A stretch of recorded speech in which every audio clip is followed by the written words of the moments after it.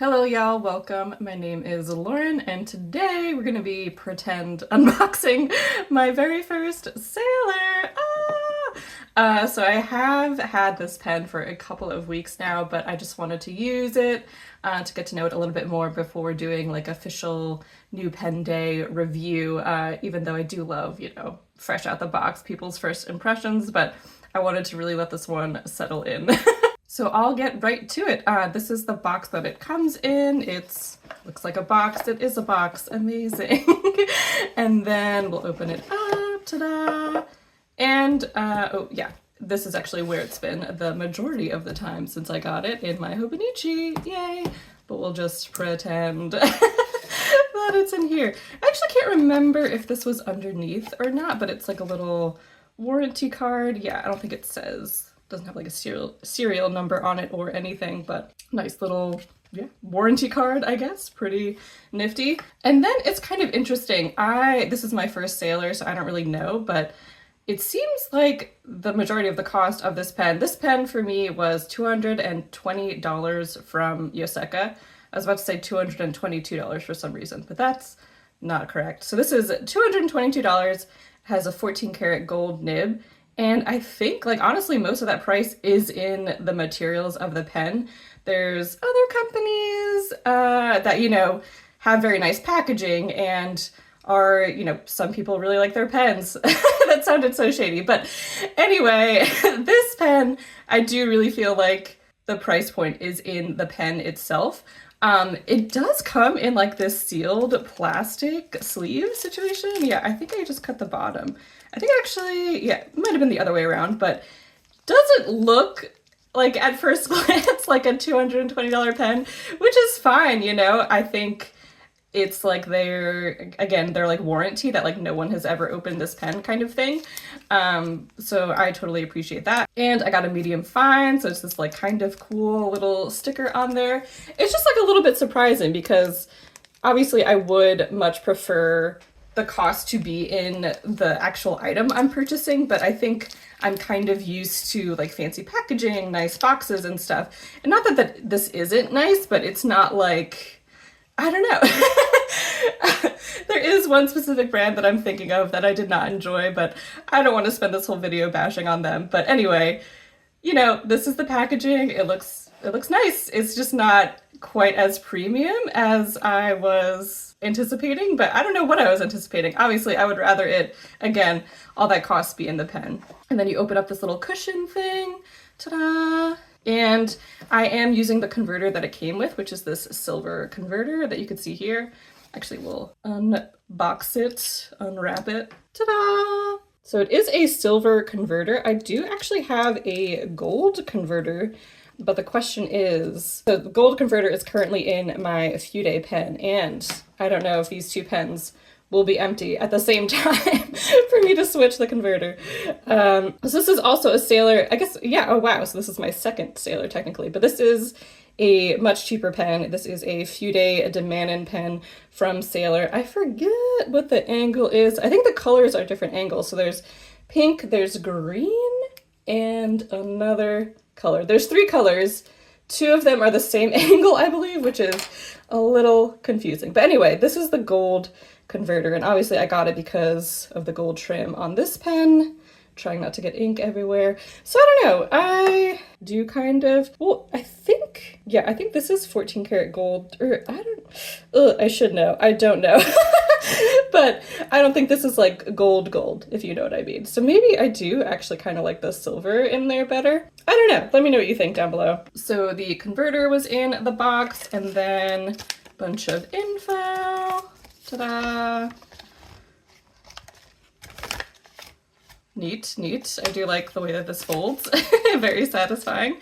I think I folded up wrong, but that's okay. And then, yeah, just another little pamphlet guy about the converter. Ta-da!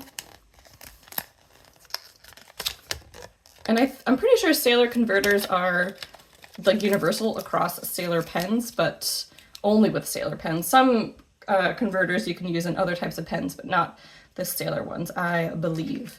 And then, actually, I haven't looked at this because I'm not really a cartridge person, but let's see. Does it say what ink it is? think it's just black. Yeah, 2 cartridges, which is nice. And again, you know, I am really glad that all that cost is in the pen itself, even though, you know, the packaging is great. The packaging is nice. I feel like I inadvertently kind of insulted the packaging, but it's nice. It's just not like, I don't know, you know? Maybe I've been conditioned to look at stuff that's like a little bit more style than substance, so that's what I was expecting, and it's nice that Sailor is definitely the substance. Not necessarily over style. Is the substance a movie? I don't know. I'm saying a lot of things, but I do like it. I like the packaging, and I love the pen, so there we go. And let's get to messing around with the pen. Okay. Oh yeah, and before we do that, this pen can post. I haven't posted it though. I'm not really a post person. I don't know. Also, if you're new to fountain pens, it's like not necessarily a faux pas, or yeah, I guess a faux pas, but if you're like messing around with someone's fountain pens that they gave you to try out, it's like a very personal thing to post a pen. Posting just means what I just did, putting the cap on the back of the pen. So if you don't know that the person whose pen you're trying out does that, I would say don't do that. It's not like a cool thing to do. Or it's just considered respectful to not post it unless you know that the person posts their pens in general. But I don't really mind. It's just, I don't know, I like always have the cap in like a death grip, I feel like. This is like the way that I write usually. It's just like nice to hold something in my other hand. Not even out of like necessity. It's not like I'm afraid it'll roll somewhere, but that's what I usually do. So yeah. And then close up on the nib. Again, this is 14 karat. You can kind of see it. Hooray! Oh, and did I say what this body was? Probably not. This is the Sailor 1911 transparent model. And this, so I went to Yoseka back in the fall, and I tried out a bunch of pens, and this is the one, I think this, yeah, their tester pens are specifically these exact models. Obviously not this exact pen, as we saw. I got my own little plastic sleeve, but all their models are pretty much like this in different nib sizes. And yeah, I think, I'm trying to remember if the Pro Gear Slims were like this or if they looked a little bit different, but I think the 1911s, I don't know. Clearly I remember less than I thought, but they did have a bunch of transparent models with gold trim that I remember trying out. And I tried out a lot of different pens, a lot of different Sailors, a lot of, what else did I try out? The clicky one, the Pilot Vanishing Point, there we go. And I don't know, I really thought that I was gonna love like a Sailor Pro Gear Slim, but this one, the 1911, really took the cake for me. It was so comfortable. And if you don't know, the medium fine, or the feedback that Sailors have is a lot like a pencil, I've heard it described. And some people really love it and some people really hate it. For me, I really loved it. So let's do a nice quiet ASMR scratchy writing sample.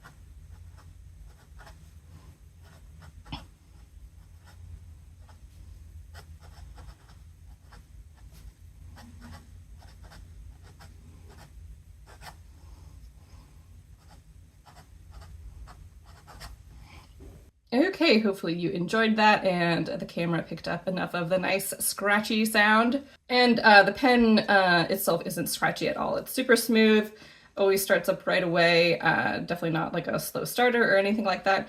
Oh yeah, and the ink that I have in here. I have pigment ink, Smoky Black by Kakamori in here. This is what it looks like on Tomoe River Sands paper, a little swatch. I was a little bit worried about putting a pigment ink in here, and then I was like, you know what, I really, really love pigment ink. It's my preferred ink, and I bought this to use it every single day and have like a daily driver.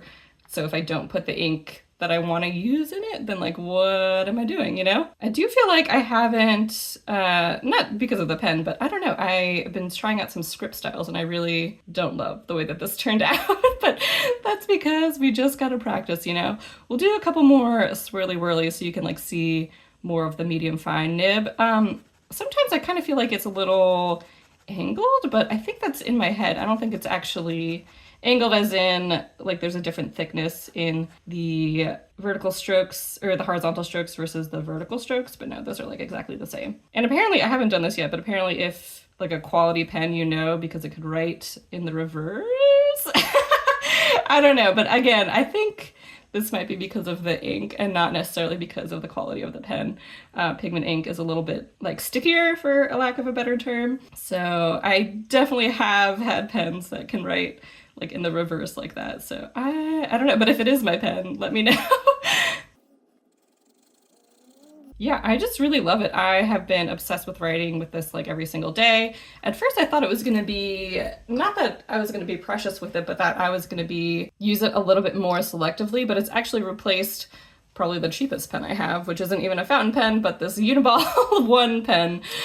So this one used to be in my Hobonichi. I'll show you my setup. So I used to have this guy, nice and chunky, in the loops, and then my Travelers Company brass fountain pen, and this guy's super nice too. This one has been like having a hard start for me lately. See? Very disappointing. So that's been grinding my gears a tiny bit, but I don't know if it's always been like that, or if I just noticed it. You know, it's one of those things that's like, did this just start bothering me and I've ignored it for so long, or has it been a thing? But anyway, so this one has an ink to match January in the Hobonichi little tabs. Let's see, do I have swatch? Oh, I think yeah. So that's kind of close. I feel like it's a little too orange, but that's another deep dive for another day. But anyway, that was my setup. So I had this guy here, and then this guy is so small that he could like hook onto the end. Ta-da, very nice. And I'll be honest, I have been hooking this guy in because again, it like replaced this one. Also, obviously, just has black ink in it, a little bit thinner, but it replaced this guy. But I'm like worried that this is gonna scratch the gold. I don't know if that's like the best idea, and I would rather not actively scratch it. You know, if it happens by accident, but then that's fine. But if it's something that I could easily do to prevent it, then I don't know. And then I don't really know how to describe just like the feeling of this pen other than to say you have to go try it in person. I really had a great time at Yoseka specifically. I had tried out other pens other places elsewhere and just didn't feel like they cared, which, you know, I don't know, you know, people are busy. Some shops just like happen to have fountain pens, whereas Yoseka like is really, you know, they sell a lot of fountain pens and they're happy to talk with you about it. But yeah, they just were so nice. It was kind of busy. Me and another woman were looking at pens, and I never felt any pressure to buy anything, which was really great. It was truly just about like education, I guess, which sounds, you know, a little stuffy, but it was truly like the salesperson was truly just like, what are you interested in? What can I grab you? Like, let's chat about these. Oh, you haven't heard of this before. Let me get it out so you can try it. So I had a really positive experience there. And that other woman, I do think, bought two like $200 fountain pens in that moment, which is, you know, I would love to be on her level, but for me, this was like a huge milestone pen because of YouTube. So thanks y'all for sticking around because I made my first $100 on YouTube. YouTube only pays you out if you do reach $100. So that's why that was the milestone. And then I got the $220 pen. So effectively, I don't know, I've made negative $120, I guess. So even though the milestone was about the money, it wasn't really about spending the money on something specific. I don't know, I justified it to myself, and that's all that matters. I've done a little bit of sketching with this pen. Definitely excited to do more, excited to just get to know it more. And I think I don't know, looking at that gold converter and the silver converter now, I think I will keep the silver converter in. And I gotta say, if I had like tried pens at Yoseka before I bought any fountain pens, I think this would have been like my first only fountain pen purchase. Well, that's why I really do love the Fude pen. That was that pink one that we showed before. And this one has like a really broad, crazy thick and thin line variation. So I do love this one, but I will say I do have other pens that, I don't know, weren't necessarily as expensive as this one, but specifically I'm thinking of my Lamy Safari, which is a great pen, to be clear, for sure. But I don't know, some people talk about like beginner fountain pens, and that totally makes sense to me. But part of me feels like if you're interested in fountain pens, you should go someplace, try them out, and then just buy the most expensive fountain pen that you want. And also there's like a ton of buy sell trade groups.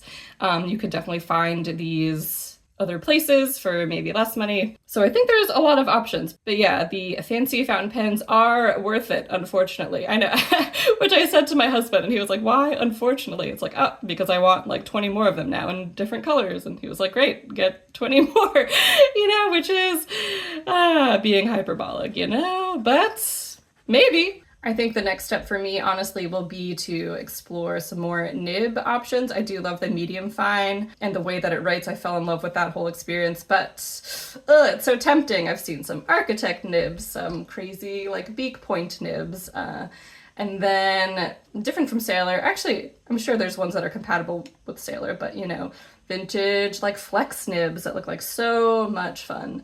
So yeah, I love fountain pens. I love exploring all that they have to offer. I love inks, and I really, really love the Sailor 1911. It is amazing! Let me know if you have Sailors, if you have a lot of Sailors, if you have one Sailor. I would love to see, I love looking at Sailor collection videos in particular, because I feel like people do a lot of really fun grinds on them in particular. And yeah, thanks so much for watching. I'll catch you in the next one. Bye!